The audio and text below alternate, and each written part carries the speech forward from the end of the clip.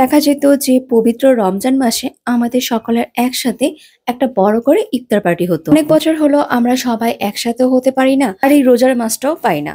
তো অনেক বছর পর আমরা সবাই এই রোজার মাসে একসাথে এক জায়গায় আছি, তার জন্য সবাই মিলে আবার একটা ইফতার পার্টির আয়োজন করা হলো। আর বিকাল 4টার মতো এখন বাজে, তাই তাড়াতাড়ি করে বের হয়ে পড়েছি ইফতার কেনার জন্য। কারণ এখন দেখা যায় 5:30টার মধ্যেই সব দোকানে ইফতার শেষ হয়ে যায়। প্রথমে গাঙ্গিনাবার আসলাম, গাঙ্গিনাবার থেকে কয়েক রকমের ভাজা পোড়া কিনে এখন চলে যাচ্ছি আমি জেলা স্কুল মোড়ে আমাদের ময়মনসিংহের বিখ্যাত জিলাপি কিনতে। জিলাপির দোকানে ভিড় দেখে আমার একবার মনেই হচ্ছিল আজও মনে হয় আমি জিলাপি নিয়ে আসতে পারবো না। এরকম অনেক হয়েছে যে যতবারই আমি জেলা স্কুল মোড়ে আসতাম জিলাপি শেষ হয়ে যেত, বা কোনো কারণে আমি জিলাপি পেতামই না। এইবারও ভিড় দেখে তাই মনে হচ্ছে। অনেক কষ্ট করে আমি সিরিয়ালে দাঁড়ালাম, দেখছিলাম মামা জিলাপি ভাজতেছে।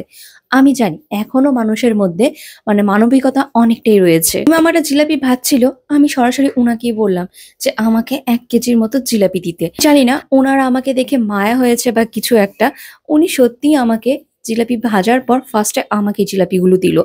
আর আমাকে জিলাপি দেওয়ার পর আশেপাশে যারা ছিল তারা আমাকে অনেক টন্ট করে কথা বলছিল, উনি কেন জিলাপি নিতে হলো, আপনি তো পরে এসেও জিলাপি নিতে পারতেন। কিন্তু এই জিলাপি পাওয়ার পর আমার মুখে যে একটা হাসি ছিল না, সেটা অকল্পনীয়। এত যুদ্ধ করে অবশেষে আমি জিলাপি পেয়েছি। দোকানের জিলাপির স্বাদ তোমার ময়মনসিংহের সব দোকানের থেকে একটু আলাদা। এখানেরও টক মিষ্টি জিলাপি বানায়। আমি অনেক দোকানেও টক মিষ্টি জিলাপি টেস্ট করেছি, বাট কেন জানি না এই দোকানেটাই আমাদের কাছে বেস্ট মনে হয়। আর ভিড় দেখে তোমরা বুঝতেই পারছো যে এনার সুনাম কত দূর পর্যন্ত আছে। সবাই ইফতারিতে ওনার দোকানে জিলাপি খাওয়াটাই ফার্স্টে প্রেফার করে। আর ইফতারিতে সব থেকে মজার জিনিস হলো মুড়ি মাখা। আর মুড়ি মাখার জন্য তোমার ছোলা, তারপর হলো বুন্দিয়া, পেঁয়াজু, বেগুনি, চপ, অনেক কিছুই লাগে। তো মোটামুটি যা যা ভালো ভালো কিছু পেয়েছিলাম সবই নিয়েছি। আর এই দোকানের আইটেমগুলো আমার বেশি ভালো লেগেছে। এটা মনে হয় নাইওরের একটা স্টল ছিল, উনি প্রত্যেকটা খাবার ঢেকে ঢেকে রাখছিল। এখান থেকে আমি 2 রকমের চপ আর পেঁয়াজু নিয়েছি। আর ওই দোকান থেকেও আমি অনেকগুলো ইফতার কিনেছিলাম। তো এখন ইফতারগুলো নিয়ে সরাসরি বাড়িতে চলে যাব। আচ্ছা, এটা তো আরো উপরে উঠান লাগে। ডাক্তার নিজেই তো ডরে মরে যেতে। ওকে মাপবার পারবি কি? হ্যাঁ শিখছস? হ্যাঁ সিবিএমসি তে তোরা শিখাইছে? আমি মাপি তো পেশেন্টরা। ও পেশেন্ট করার মাপস তুই? হ্যাঁ আমার ফিজিক্যাল প্র্যাকটিস চলতেছে না। ওই সিঁড়ি দিয়ে ভালোই খাড়াইতেছস। 110/70 ঠিকই তো আছে। আমার স্যালাইন খেলাম। যা খুশি। মা, তোমরা কি কেউ প্রেশার মাপবা? ঐশী আসছে। এসে দেখি ঐথির নাকি মাথাটা ঘোরাচ্ছিল, তাই ঐশীকে ডাক দিয়েছে প্রেশার মাপার জন্য।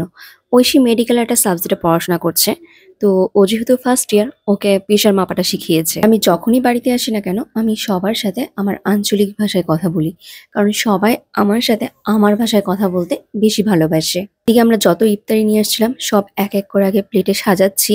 এখানে দেখো ছোলার বুট, বেগুনি, আলুর চপ, মাংসের চপ, তারপর হলো পেঁয়াজু, আরো কয়েকটা আইটেম নিয়ে আসছিলাম। আর এইদিকে হলো প্রিয়াঙ্কা পেঁয়াজ আর কাঁচা লঙ্কাটা কুচি কুচি করে কেটে নিয়েছে। আর এইদিকে ছিল জিলাপি, বুন্দিয়া, আর যেহেতু নিমকি আনতে ভুলে গিয়েছিলাম ছোট ছোট, তাই বড় নিমকি আমাদের মন্দিরের সামনে দোকান থেকে কিনে নিয়ে আসছি। পেয়ানার সাথে সাথেই সবাই একটু একটু করে জিলাপি টেস্ট করেই জিলাপি অর্ধেক বানিয়ে ফেলেছে। আর এই দেখো আমাদের নতুন বউ, ও বাংলাদেশে আসছে কয়েকদিনের জন্য। বললাম না অনেক বছর পর আমরা সবাই একসাথে হয়েছি, এইরকম সুযোগ বিগত 4 বছর আর পাইনি। সবাই একসাথে মিলে ইফতারি করার মজাই আলাদা। আমার বাবু বলছিল খেজুর নিয়ে আসিস নাই কেন, এটা কেন বাদ রেখেছিস? তাই তো ভুলে গিয়েছিলাম একটু খেজুর আনার জন্য। ইফতারিতে যত খাবারই থাকুক না কেন, এই মুড়ি মাখাটা ইফতারির একটা প্রাণ।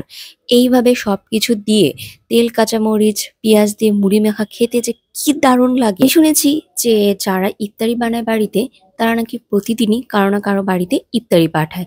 আমরাও আজকে পুরো ইফতারিটা মেখে আমাদের বাড়ি প্রত্যেকটা ঘরেই দিয়ে এসেছি। আর এই ছোট্ট হাটটা দেখো, আমার বাবাও আজকে আমাদের সাথে বসে ইফতারি খাচ্ছে। ভাই গল্প করতে করতে অনেক আনন্দ করে ইফতারিটা খেলাম। তারপর নিয়ে আসা হয়েছে আমার মার হাতে স্পেশাল দুধ চা। ইফতারি খাওয়ার পরে নাকি দুধ চা খাওয়ার মজাই আলাদা, কথাটা কিন্তু সত্যি। আমাদের কখন মনে হয়েছিল যে চা আসবে আর একটু শান্তি মতো চা খাবো।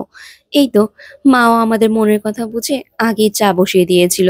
খাওয়ার সাথে সাথেই আমাদেরকে চা দিয়ে দিল। এখানে যাদেরকে দেখছো এইটা হলো আমাদের বাড়ি মেয়েদের একটা গ্রুপ। এখানে একজন মিসিং আছে, প্রাইভেটে গিয়েছিল।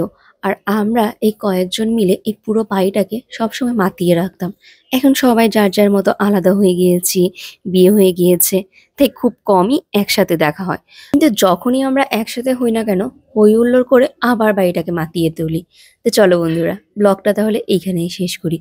আজকে ইফতারিটা আমাদের সত্যি অনেক ভালো লেগেছে। অনেক বছর পর এরকম সুন্দর একটা ইফতারির দিন কাটালাম।